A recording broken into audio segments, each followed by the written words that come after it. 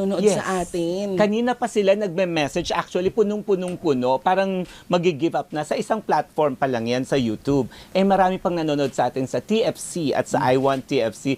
Kaya, pwede ba isang bonggang-bonggang greeting sa mga nanonood sa'yo sa buong mundo at online? Hello po sa mga nanonood po ngayon. Mag-iingat ho kayo palagi at pasensya na po kung na-late po ako. Andito na po ako ngayon. Ayan po kayo palagi. Magalit, no? Huwag na po kayong magalit. Andito na po. po ako. Ay, kamusta ka sa lahat ng nangyayari after mong lumabas sa bahay ni Kuya? Kasi I'm sure, di ba, parang lahat bago sa'yo eh. Di ba, lahat ng to ay dating pinangarap mo lang, pero now it's all finally happening.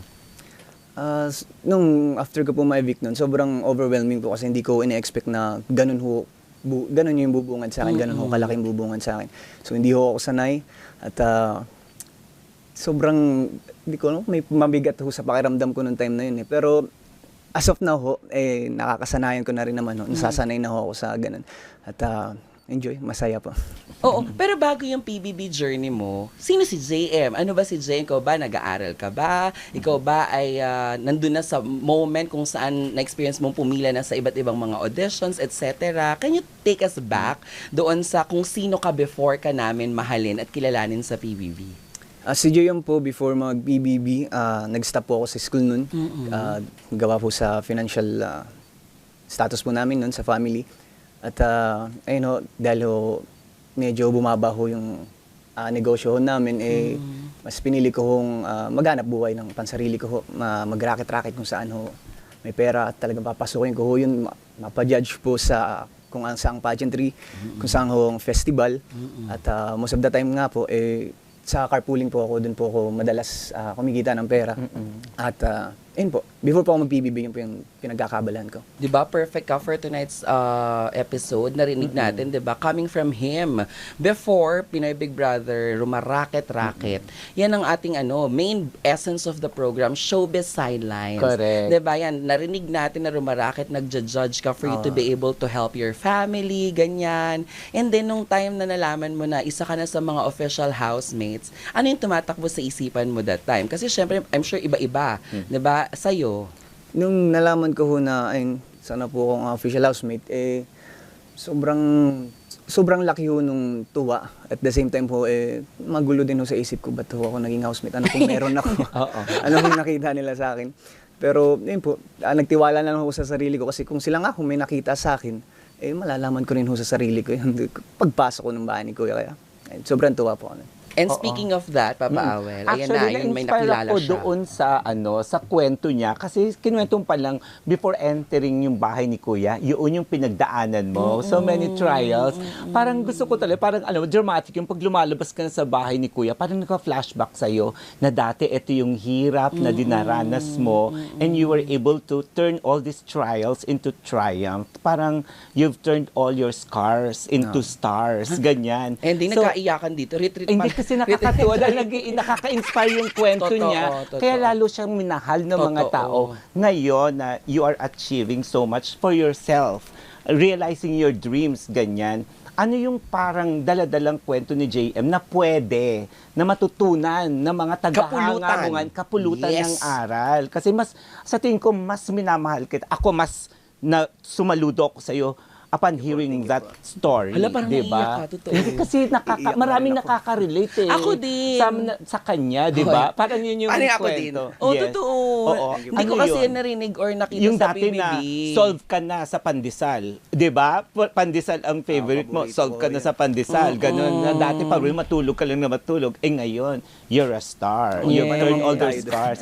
Ano yung gusto mong sabihin sa mga kapwa mo kabataan na nangarap din gaya mo? Ayun, sa mga gaya ko nangarap din at kasalukuyan nangangarap pa ho. Base ho sa kwento ng buhay ko at sa naging journey ko po sa PBB, isa lang ho yung mabigat o matinding aral ho dun. Wag ho kayong susuko kasi libre naman po yung mangarap eh. Ba't nyo titigilan? So mangarap lang ho kayo at hindi ho yung gagana kung hindi nyo sasamahan ho ng gawa. Yun lang po yun. Diba? Yun, kasi nakita lang natin talaga kung sino si JM, yung mga na-entertain tayo habang pinapanood natin siya sa PBB. Pero ngayon, nagsasalita na siya mula sa kanyang puso't isipan. Iba ang dating nun sa Kasi 'di ba, mga humanga many sa people kanya. can judge you just because napapanood, nakikita ka nila without knowing who you really are. Correct. 'Di ba? It's sad truth and reality na dahil na may minsan silang hindi ka na nila nagustuhan na nakita sa iyo. Yes. Ang ending parang buong buhay kilalang kilala ka na nila pero hindi Correct. nila alam yung struggle na pinagdadaanan mo. Pag uwi mo sa inyo, 'di ba, nandiyan ang mama mo, ang papa mo, family mo, tapos na-mention mo nga yun na wag tumigil. Ano yung una yung pinag-usapan? Like, ano yung nasabi mo sa kanila? Nandun ba kayo sa punto na sabi mo na after my PBB journey, mama, papa, ito na to. Magiging maayos na ulit ang lahat. Tutulungan ko kayo, ang pamilya natin. Can you kwento? Sa Arte-arte ng kwento. Oo. Taga-saan? Oo, yun. Taga Mambugbakor lang naman kami, di ba? Tapos yung kwento ko, di ba? Wow! Hello mga naikenyo, Sai. Go, Jim. sa part po ni Mama at sa akin, napag-usapan ho namin na wag ho, magtiwala lang ho sa akin at sumuporta kasi nandito na ho ako sa kung ano man hong kinakatatayon ko ngayon at sinabi ko lang sa kanya, hindi ako susuko hanggat hindi ko siya nabibigyan ng magandang buhay. At sa part naman ho ko at ng papa ko, nagkaroon lang ho kami ng konting pag-uusap at konting kamustahan. At yun lang ho, mas pinili ko ho kasi nung time na nagkita kami mas pinili ko hong mag-enjoy kami yung dalawa. Kasi kagagaling ko nga lang ho sa loob, i-stressin ko pa ho yung sarili ko. So, mas pinili ko mag-enjoy ho kami dalawa. At sinabi ko rin ho sa kanya na kapag ho nagkaroon ako ng free time, mas pipiliin ko po na makausap siya kasama yung side po niya, yung father side po.